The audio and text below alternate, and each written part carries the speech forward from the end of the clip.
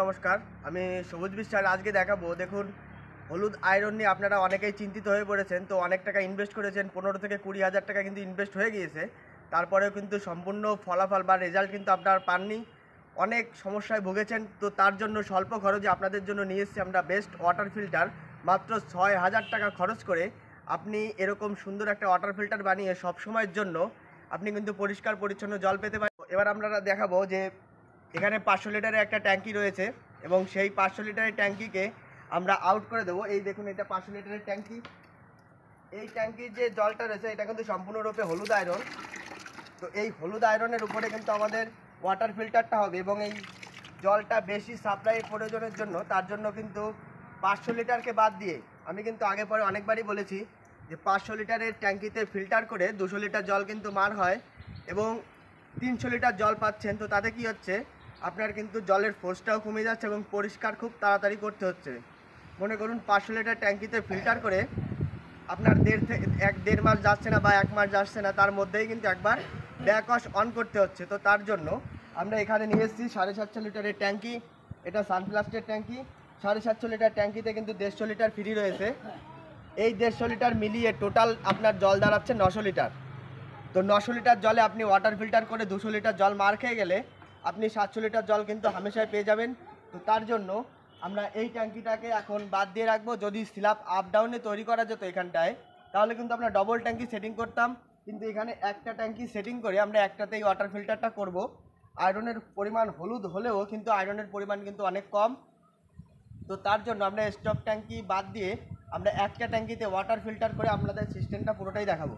তো এখানে পাথর আছে আমাদের 3 বস্তা পাথর, 1 বস্তা কাঠকয়লা এবং 6 বস্তা বালি। এটা 6 বস্তা বালি। আমি ফিল্টার পাইপটা নিয়ে আসি।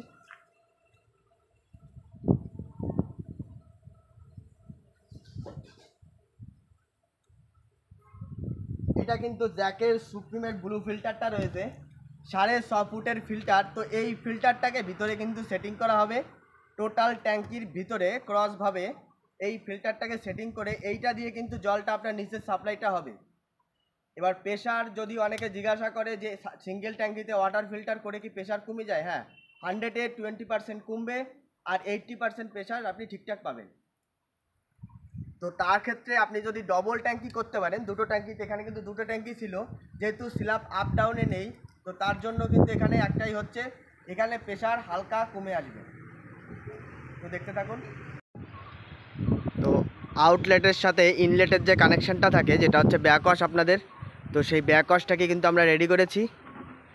যেটা দিয়ে জলটা নামছে সেটা কিন্তু আপনার 5 জল লাইন এবং যেটা দিয়ে জলটা উঠছে সেটা কিন্তু 1 ইঞ্চি লাইন। তো 1 ইঞ্চি লাইনের সঙ্গে আমরা 5 জাকে একটা 1 ইঞ্চি বল ককের সাহায্যে দুটোকে কিন্তু প্লাস করে দিয়েছি। তো এইটা হচ্ছে আপনার ব্যাকওয়াশ এবং ব্যাক প্রেশারের সাহায্যে যখন পরিষ্কারটা হবে, আপনি এই গেটটা খুলে দিলে ডাইরেক্ট মোটরের জলটা এইটা দিয়ে ঢুকে এসে নিচে ফিল্টার হয়ে উপরের দিকে কিন্তু উঠবে। তো এইটা কিন্তু আমাদের ব্যাকওয়াশের সিস্টেম এবং এইটা সব সময়ের জন্য কিন্তু বন্ধ থাকবে। যখন মাত্র আপনার পরিষ্কারটা হবে ট্যাঙ্কি, তখন শুধুমাত্র এটা ইউজ হবে, বাকি সময়টা বন্ধ থাকবে। তো আউটলেটের সঙ্গে যেটা আউটলেটটা রয়েছে, এটা 5 জা আউটলেট। এই আউটলেটের সঙ্গে আমরা যে ভিতরে যে ফিল্টারের যে কানেকশানটা, সেটা কিন্তু দেখুন আমরা করে দিয়েছি। ফিল্টারটা আপনারা চাইলে এইভাবেও ফিল্টারকে কানেকশান করতে পারেন বা অন্যভাবেও কিন্তু করতে পারবেন। এবং যেখানে যে মগটা দেওয়া আছে, এই মগটা কিন্তু সম্পূর্ণ যে ট্যাঙ্কিটা যখন পরিষ্কারটা হবে, এটা কিন্তু সেই পরিষ্কারের লাইন, এইটা দিয়ে জলটা কিন্তু বাইরের দিকে বেরিয়ে যাবে। তো এটা হচ্ছে পরিষ্কারের লাইন, এটা দিয়ে কিন্তু সবসময়ের জন্য পরিষ্কারটা হবে। প্রথমে পাথরটা দিয়ে দেওয়ার পরে তারপরে কিন্তু একটা নেট ইউজ করা হয়েছে এবং নেটটা দিয়ে দেওয়ার পরে কিন্তু আমরা কাঠকলাটা দিয়েছি। তো এইখানে যে কাঠকলাটা আছে, এই কাঠকলাটা কিন্তু চারিদিকে একই রকম লেভেলে, মানে প্যারালালে সব কিছু কিন্তু রাখতে হবে। কোনো রকম ডাউনে রাখলে বা উঁচু নিচুতে রাখলে কিন্তু হবে না, টোটালটা কিন্তু একদম লেভেল করে দিতে হবে।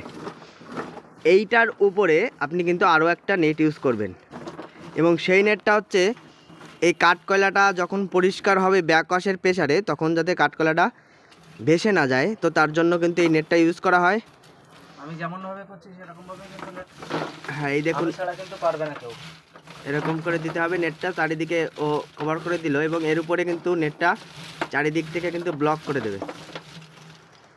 আর যদি মনে হয় আজকে যে আমাদের 750 লিটার ট্যাঙ্কিতে যে ওয়াটার ফিল্টারটা ছিল, তো টোটাল ফিল্টারটা আমাদের কমপ্লিট হয়েছে এবং কমপ্লিট করে দেওয়ার পরে যে বালিটা আমরা ভিতরটায় দিয়েছি, তো বালিটা কিন্তু সুন্দর করে লেবেল করে এবং বালির ভিতরে যে কাদাটা থাকে সেই কাদাটা কিন্তু আমরা পরিষ্কার। তো এই দেখুন বালিটা কিন্তু একদম পুরো ফ্রেশ। বালির ভিতরে কিন্তু একটা কাদা কিন্তু সবসময় থাকবে, তো সেই কাদাটাকে কিন্তু পরিষ্কার করতে হবে ব্যাকওয়াশ করে। প্রতি 1.5 থেকে 2 মাস পর পর যেরকম করে পরিষ্কার করা হয় একদম সেম ওইভাবেই কিন্তু বালির কাদাটা পরিষ্কার করে দিতে হয়। তো আউটলেটের লাইন যেটা দিয়ে বালির নোংরাটা পরিষ্কার হবে সেই লাইনটাও কিন্তু আমরা উপরের দিকে করে বালির থেকে 1/2 ইঞ্চি উঁচু করে কেটে রেখেছি। ওইটা দিয়ে টোটাল নোংরাটা কিন্তু বাইরে বেরিয়ে যাবে।